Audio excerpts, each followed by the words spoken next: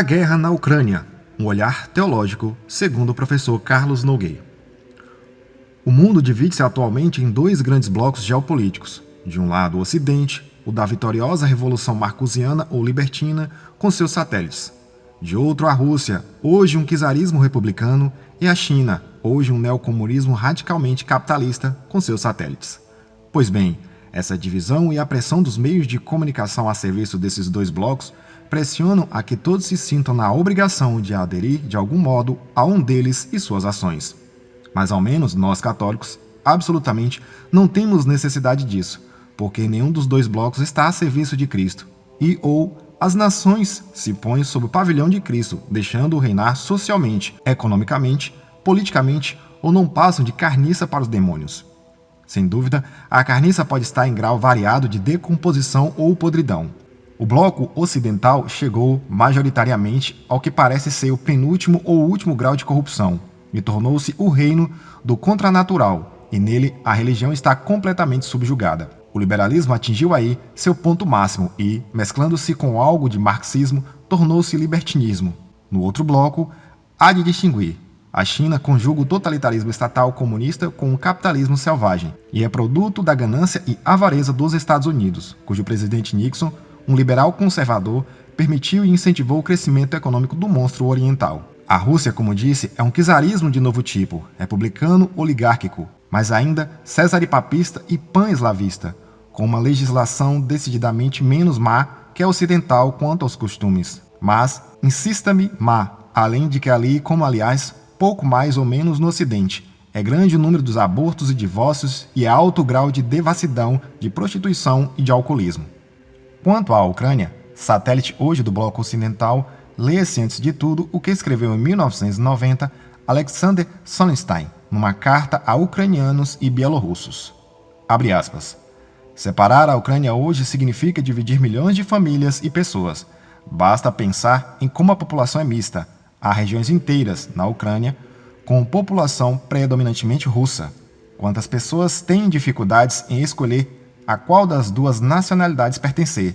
Quantas pessoas são de origem mista?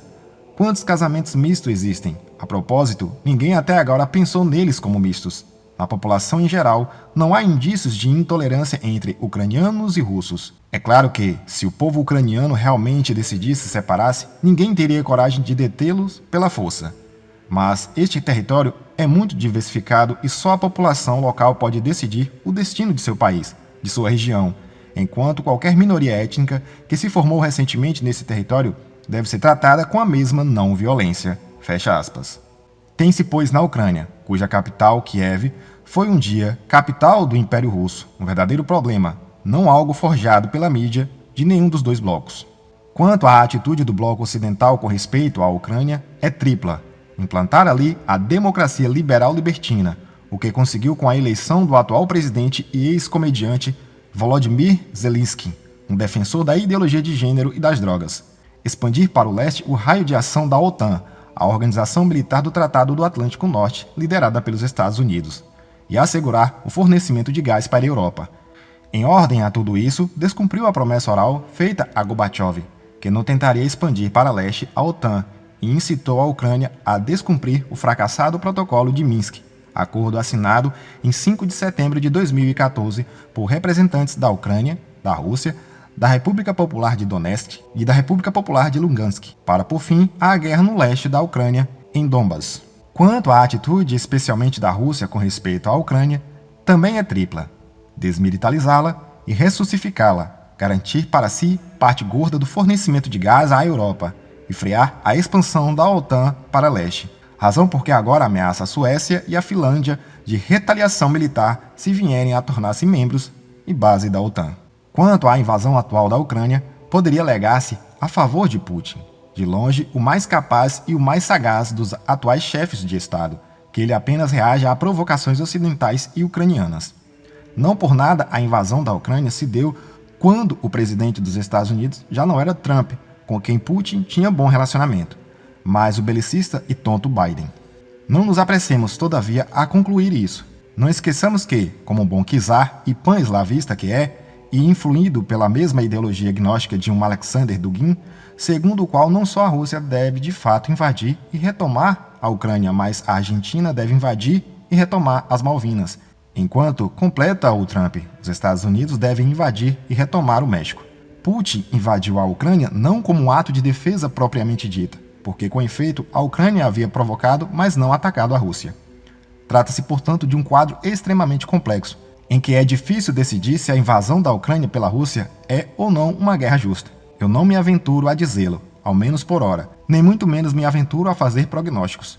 Deixo à multidão de análises políticos e a sua vaidade, ou vanidade. Quando, todavia, ataxar a Putin de um novo Hitler, eis algo que não pode passar pela cabeça senão de um liberal, porque, com efeito, se Putin o é, também o são N presidentes dos Estados Unidos e suas guerras iníquas e injustas, como a do Iraque, fundada numa mentira e movida pelo conservador George Bush.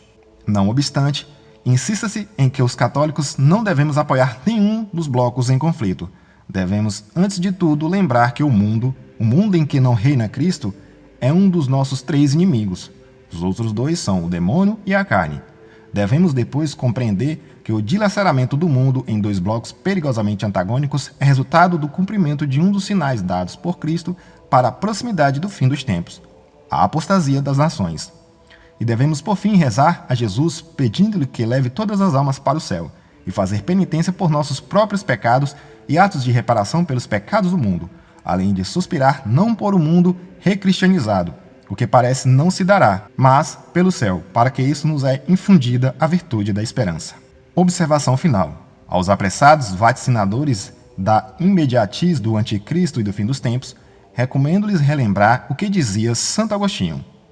Eram os que queriam determinar, ainda que aproximadamente, o tempo do fim, quer afastando, quer aproximando em termos literais, mas, sobretudo, erra aquele que o diz próximo em sentido literal, porque se o faz e o fim não se dá aproximadamente em termos literais, isso pode abalar a fé de muitos. Como assinalou tão precisamente o padre Calderón em seu El Reino de Dios, nossa atitude ante a expectativa da segunda e última vinda de nosso Senhor há de ser tripla segundo a tripla palavra de Cristo mesmo. Eu venho logo, não vos alarmeis, ninguém sabe. Louvado seja nosso Senhor Jesus Cristo, para sempre seja louvado e sua Mãe Maria Santíssima.